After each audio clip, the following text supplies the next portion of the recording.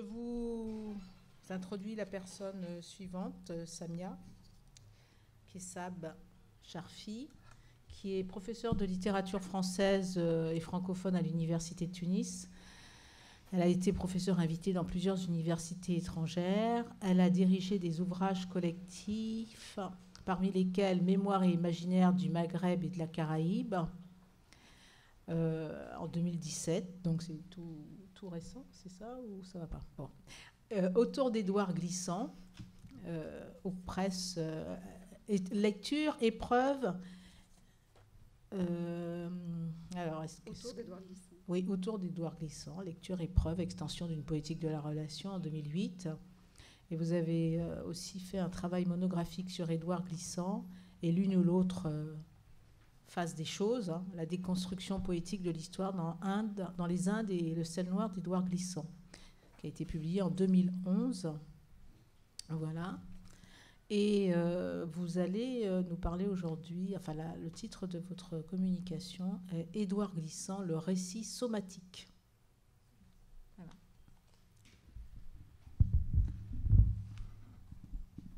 Merci beaucoup. Je tiens tout d'abord à remercier ceux qui m'ont fait l'honneur d'être associés à cette belle manifestation. Françoise Simazucci et François Nudelman. Donc je vous remercie beaucoup pour l'invitation, pour l'honneur et le plaisir que vous m'avez donné de pouvoir apporter une petite touche à la lecture d'Édouard Glissant. Alors je suis dans la partie théorie, mais vous allez voir que je ne vais rien théoriser du tout, sauf que je vais essayer d'ouvrir ou en tout cas d'expérimenter avec vous une hypothèse de lecture qui est plus stylistique, qui est plus en phase avec le style de Glissant. En tout cas, moi j'avais envoyé comme titre le récit somatique, ou enfin vous pouvez inverser aussi, on pourrait aussi parler d'une somatique du récit chez Glissant. En tout cas, le corps d'écriture de Glissant, c'est ça ce qui m'a interpellée. Et si vous permettez, j'ouvrirai mon propos avec deux citations. La première, très connue, de Frantz Fanon, donc à la fin de Peau noire, masque blanc, où mon corps fait de moi toujours un homme qui interroge, et les deux suivantes de Glissant, que j'aimerais citer parce qu'elles ont éclairé mon cheminement d'hypothèse, ma construction d'hypothèse moi-même. Deux citations tirées de l'intention poétique. Il est difficile de dissocier un corps proprement poétique et un secteur complémentaire d'idées. Alors poétique et d'idées sont entre guillemets dans la citation. La volonté de connaissance et d'accomplissement est scellée à la façon du poème. Et la deuxième citation, c'est la suivante, tirée toujours de l'intention poétique, page 242 dans l'édition du Seuil. Il marche sur trois pattes, car ce qu'il danse n'est pas si simple. Entre parenthèses, la nuit vient là. Alors, l'idée de cette communication est partie d'une possibilité. Alors, vous allez voir qu'au départ, ce n'était pas du tout autour de Glissant. Enfin bon, c'est venu parce que j'essaye de me raccrocher dans ma manière d'approcher Glissant. J'essaye de maintenant d'établir une connexion que je n'établissais pas avant avec des auteurs non antillais. D'abord européen et ensuite maghrébin. Donc parce que au départ, l'expérience que j'ai eue, mon expérience de lectrice de Glissant a été plutôt une expérience séparée, c'est-à-dire que j'ai découvert la littérature antillaise complètement comme une marge. On n'a jamais eu de texte à part un ou deux poèmes de Césaire, mais en plus Césaire, on arrivait limite, on ne le situait pas vraiment sur l'archipel de la Caraïbe. On avait, enfin je parle de on en Tunisie, une conception un peu, une représentation dans la cartographie intellectuelle de cet univers-là, séparée, disjointe. Et j'essaye, moi, de le mettre en relation, c'est le cas de le dire, mais concrètement avec d'autres auteurs. Donc, ce que je voulais dire au départ, c'est que l'idée de cette communication est partie d'un doute, ou du moins d'une possibilité, celle que les poètes plus ou moins mélancoliques du XIXe siècle, Baudelaire, Rimbaud, Nerval d'abord, Baudelaire, Rimbaud, Ségalen, ont inconsciemment somatisé les stigmates de l'histoire coloniale et le discrédit de l'autre.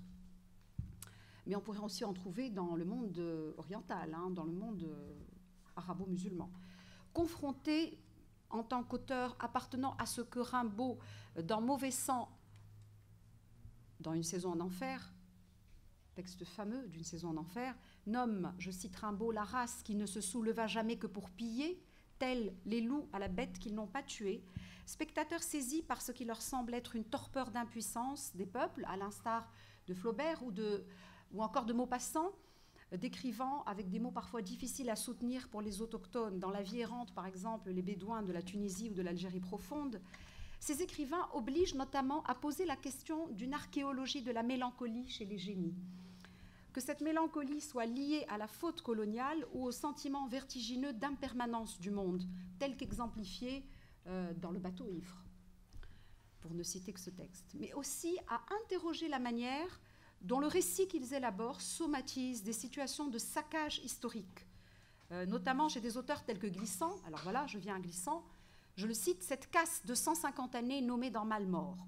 C'est cette possibilité donc d'une relecture de l'œuvre de Glissant comme site de somatisation intense qui me tente ici. Et je le fais en étant tout à fait ouverte aux propositions, aux critiques qui me seront faites, puisque j'expérimente cette idée aujourd'hui devant vous. Peut-être déjà d'ailleurs qu'elle a été expérimentée sans que je le sache, hein, bon, ce qui sera encore pire, dans la mesure où une grande partie de l'œuvre de Glissant est un récit de corps. Corps comme plénitude négative, mais aussi comme opérateur premier d'une conscience de la relation à travers une grammaire du corps, faisant que finalement peut-être la seule histoire qui puisse être véritablement inclusive et non fragmentée et séparatrice, ce soit celle des œuvres et de leur anatomie en réseau et empathique, réticulaire et empathique. Cette possibilité a éveillé en moi le désir de m'interroger sur deux problématiques. La première est celle du portage du trauma chez Glissant, du trauma ou du limon tragique. Je reprends l'expression qu'il emploie dans Faulkner, Mississippi, au sujet de la matière même de Faulkner. Un portage générateur d'écriture, un vecteur de la performance stylistique du récit, et qui trouverait un répondant dans l'image qu'emploie un auteur capital du Maghreb contemporain, Abdelkbir Khatibi, l'image du reflux. Je vais en reparler très vite tout à l'heure. Et m'interroger également sur les modes de somatisation fertilisante du récit, dont la portée traumatique se résout, chez Glissant en tout cas, dans une composition cadentielle qui tient du riff. Du riff avec deux F, hein, je ne parle pas du tout du riff marocain, rassurez-vous. Ainsi, c'est à cette ondulation somatique inhérente au récit, qu'il soit poétique ou non, que nous souhaitons donner naissance en l'éprouvant principalement dans le IVe siècle et l'intention poétique, et dans une moindre mesure, mais quand même, dans Malmort, publié en 1975, et dans Mahagoni en 1987. Alors, le premier temps de ce propos, il y aura deux volets. Premier volet est axé sur l'organicité du langage. Je bâtis à roche mon langage, on se souvient de cette fameuse phrase de l'intention poétique. Et puis, cette organicité du langage étant un petit peu, je dirais, cristallisée dans la fameuse image du corps endurant. Alors, l'hypothèse majeure ici est que la première poétique de la relation serait une somatique de la relation. Relation ici au sens de récit. Comme une culture assumée, cette somatique est d'abord celle qui se noue, qui se raccorde au corps. Entre celui-ci, qui se raccorde dans le corps, entre celui-ci et le récit dont il accouche, en une suture de l'écriture et de la parole, par la médiation même du langage mobilisé comme catalyseur physiologique de passion, au sens étymologique, de souffrance endurée et indurée. Et il n'y a qu'à se rappeler ici de la fameuse phrase dans Faulkner, Mississippi, They endured, ils enduraient, ils endurèrent, ils enduraient, ils duraient dans. Et quelques lignes plus loin, la durée, l'endurée. L'autre versant figural de cette souffrance est la gésine, dont j'ai parlé un peu tout à l'heure par rapport à l'intervention de Corinne, puisque, comme nous le rappelle le IVe siècle, l'enjeu est d'enfanter, je cite le IVe siècle, un nouveau cri d'homme.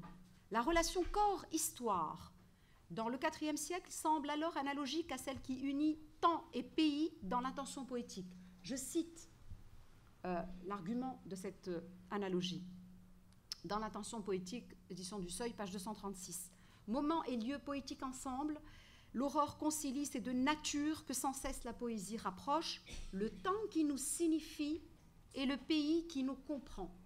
Fin de citation. Cette dialectique entre une incorporation qui nous comprend et une régurgitation, un repenser, d'abord des pensées, qui nous signifie, permet de poser la figure du reflux de ce qui a été porté ou ingéré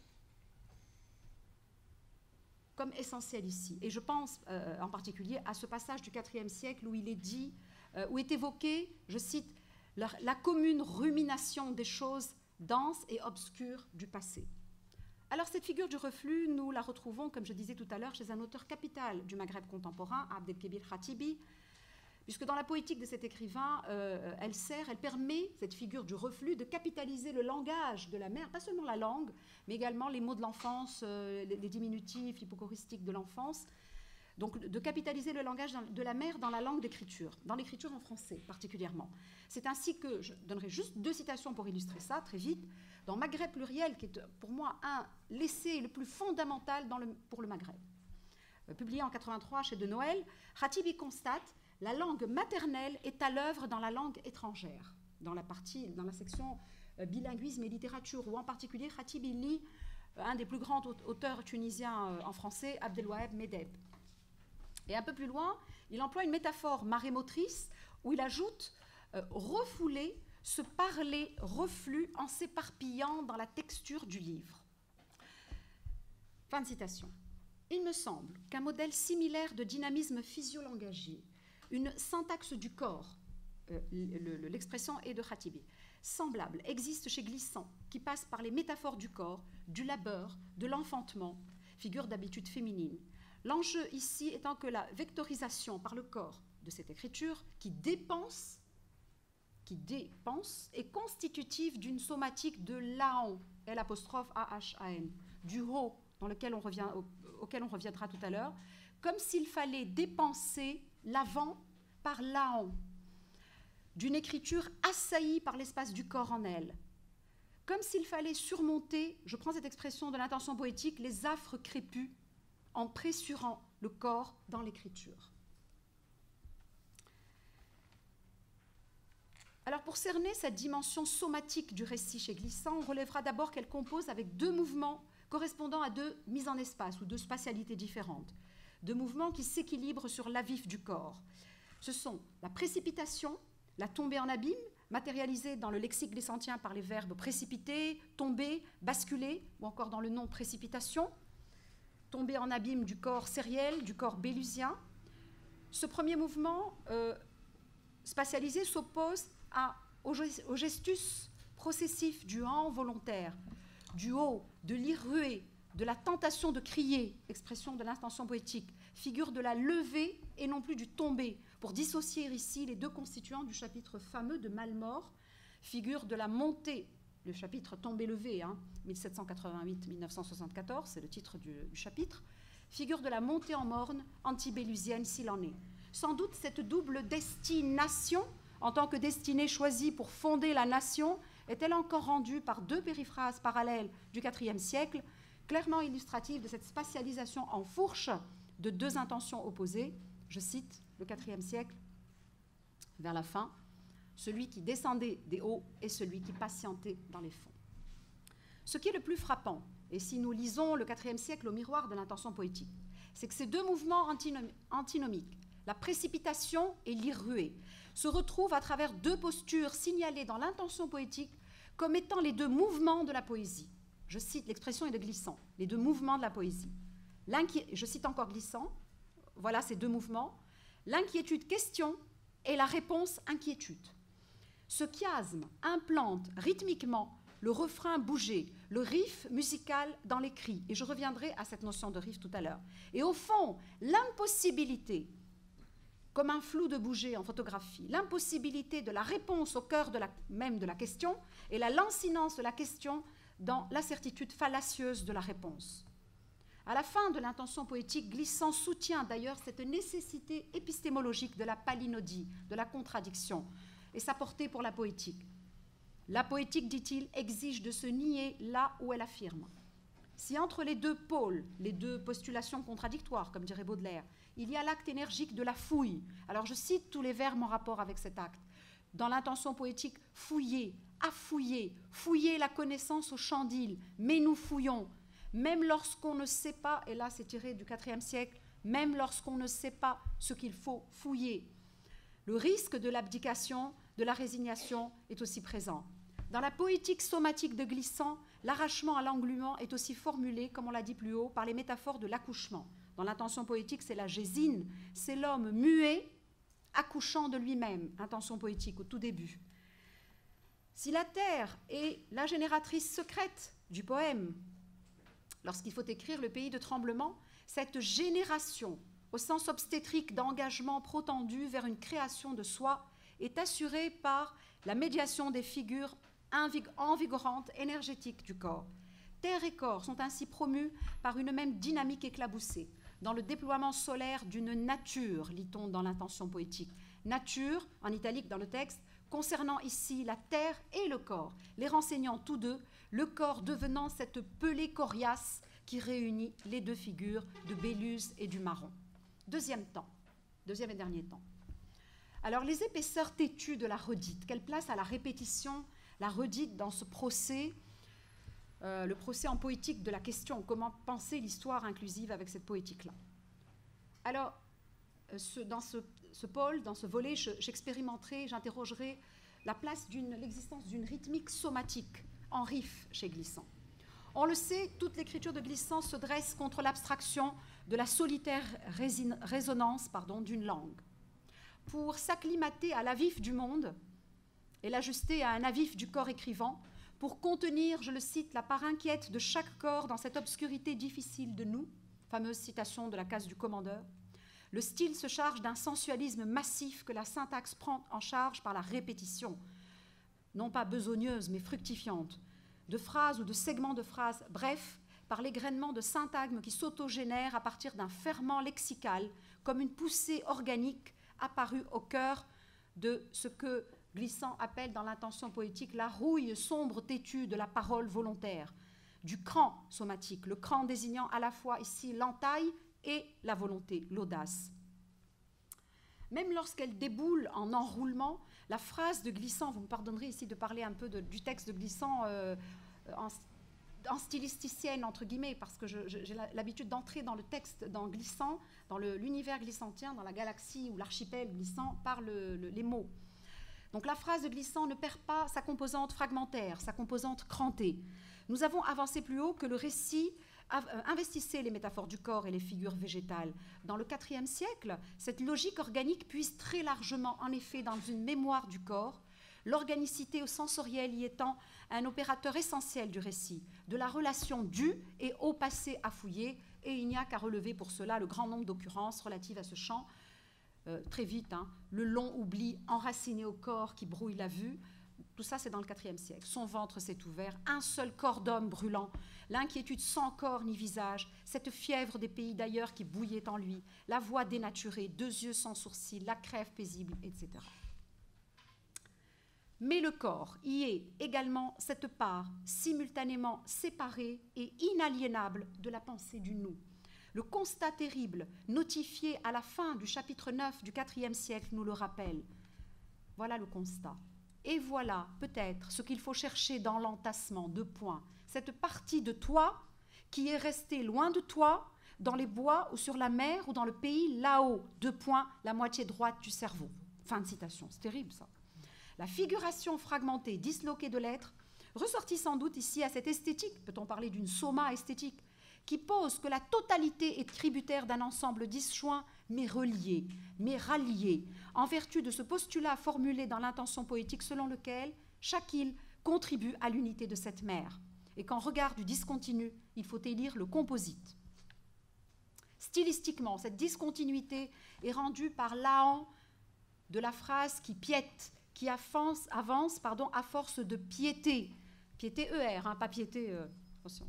Toute littérature volontaire piète, on a très souvent cette figure de piété, piète dans l'être, est-il encore dit, dans l'intention poétique, qui alterne martèlement et afflue en rush, reculant, avançant, reculant à nouveau, et je vais vous donner un extrait qui est très emblématique de ce mouvement, dans l'effort à se constituer un souffle normalisé, une respiration inspirée. Je vois avancer dans la terre, dit le narrateur de l'intention poétique, les inspirés que nous serons. Cette poétique de la répétition piéteuse, à besogne et douleur, exige elle-même une réception active et laborieuse. les à-coups des syntagmes, la mêlée des phrases, les défilés de parenthèses. Je vous renvoie aux pages 27, 28 et 78 en particulier du IVe siècle où on a une cascade de parenthèses, appellent en effet du lecteur le travail, j'ai pris cette expression dans Mahagonie, d'un démêloir dans des cheveux rétifs. Le somptueux déroulé du récit est régulièrement entravé par la remémoration de scènes traumatiques qui menacent la durabilité du discours et la persistance même de la quête, comme il est dit dans Malmort. Je cite, « Les mots et les significations s'étaient pétrifiés comme d'une absence de quoi que ce soit à dire ou à désigner. » Dans de telles conditions, face à ce risque, comment la levée des phrases, le bâti syntaxique, vont-ils assurer la mesure ardente de la diction en régulant ce que Nira Panzer appelle l'économie émotionnelle du discours, le remuement de la révolte, la honte consécutive à ce gigantesque concassement d'être? C'est peut-être là où, à mon sens, prend vocation une écriture à percussion chez Glissant, suggérant une nouvelle navigation narratologique et stylistique. Il y a en effet, chez Glissant, me semble-t-il, une phrase diatonique, une phrase balafon, à l'image de cet instrument mandingue que cite Senghor dans Guim pour 3 koras et un balafon. Phrase intense, aux graves heurtés, phrase en riff, comme celle magistrale que nous lisons dès la première phrase du IVe siècle. Je vais vous la lire si vous permettez, cet extrait, si c'est pas trop long. Non.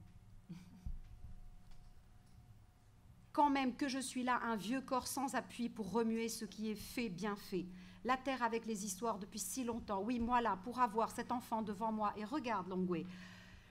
Tu dis la marmaille, regarde, c'est les yeux, Béluse, la tête, Béluse, une race qui ne veut pas mourir, un bout sans fin, tu calcules, c'est l'enfance, mais c'est déjà la force et le demain. Celui-là ne fera pas comme les autres. C'est un Béluse, mais c'est comme un Longwe, il va donner quelque chose. Longwe, je te dis qu'il va donner quelque chose. Tu ne sais pas, mais quand même, les Bélus, ça change depuis le temps. Et sinon, et alors, pourquoi il vient là sans parler, Papa Longwe, tu entends, pourquoi tout seul, avec toi, s'il n'y a pas une obligation? Et le deuxième extrait, mais regarde-moi, je vois qu'il raconte le marché, et puis en arrière le bateau, et en arrière encore la maison là-bas, et en arrière encore le parc à entassement, et en arrière encore. Je devine ce qui était, mais je vois qu'il a oublié la mer. Dans ces derniers extraits, la part déceptive de la phrase, à sa phase décroissante, a retrouvé forme normalisée, entre guillemets, tandis que la montée de la vision, progressivement analeptique et hypnotique, prend corps dans une série de riffs en analepse, l'allure homélique, sacramentelle, insuffle du Luther King dans le style tantôt elliptique et pudique, tantôt exacerbé du IVe siècle. Et il est peut-être possible de voir dans Papa Longwe l'ombre du pasteur noir dont on sait que le I have a dream fut, je cite Faulkner, Mississippi, prononcé sur le mode des homélies des pasteurs noirs des États-Unis. En plus de cette dimension visuelle d'hypotypose, qui projette le texte vers l'image ou le retourne en image hors d'une pure logique d'écriture linéaire, l'extrait se charge d'une rythmique qu'il faut parcourir sur ce territoire somatique qu'est devenu le récit. La performance du balafon glissantien compose avec une accumulation amplifiée de notes, une impressionnante traîne de percussions, de résonance avec rupture tonale. Et on imagine l'écrivain musicien assis devant une audiothèque immense, un lieu de mémoire polyphonique, multitemporel et parfaitement asymétrique au grand récit de Lyotard, dont parle Lyotard. Ou du moins est-ce ainsi que je le lis, laissant une marge de jeu à ces postes d'extravagance, de divagation somatique, syntagmatique, désertant une intelligibilité qui serait trop en maîtrise, si bien que le seul acte véritable serait, je cite le IVe siècle, l'acte, pulsion qui racontait déjà les mots entre eux, ou plutôt articulation, entre parenthèses, syntaxe insoupçonnée de leur discours sans suite. Fin de citation. C'est cette syntaxe insoupçonnée, invisible et dyspnéique, ce riff tel qu'il est joué dans le chapitre 7 du IVe siècle, qui me paraît décisif pour apprécier la puissance percussionnelle de cette liturgie somatique, pour détourner ici le titre « Liturgie cosmique » de Hans Urs von Balthasar, cité par Glissant dans l'intention poétique, liturgie qui étend considérablement la part du corps dans l'écriture. Voici juste un extrait de cette syntaxe particulière. Tous, inquiets de cette barrique, c'est-à-dire du ferment caché dans ses profondeurs et qui, de tant d'échos désolés, de tant de silence, ferait peut-être une seule voix grossie dans la clarté. Tous, 2 points. Entiché du mot qui affleure et avertit, sans qu'il cerne pour autant la vie. Tressant, d'une sentence à l'autre, d'une confidence à une affirmation, la voix grossit de mystère d'où naîtrait leur clarté, usée sous la canne, broyée dans le cacao, laminée avec le tabac, mais durable par-delà leur éphémère sarclage. Et aussi, par moments, touchée d'un souvenir réticent, d'un affleurement de l'ancienne terre, comme d'une démangeaison illusoire laissée par une maladie qui s'est d'elle-même guérie, sans qu'ils osent croire que l'acte futur qu'ils attribuaient ainsi à de puissants mandataires, ils le sentaient peut-être courir d'une de leurs phrases à l'autre. Je termine. C'est long, hein. Ainsi, articulé sur la somatisation passionnelle de ce qui est à relater par reliement au monde, le récit glissantien active alors un savoir-faire inspiré dans cette inextricable du lieu qu'est la Martinique des coupeurs de canne.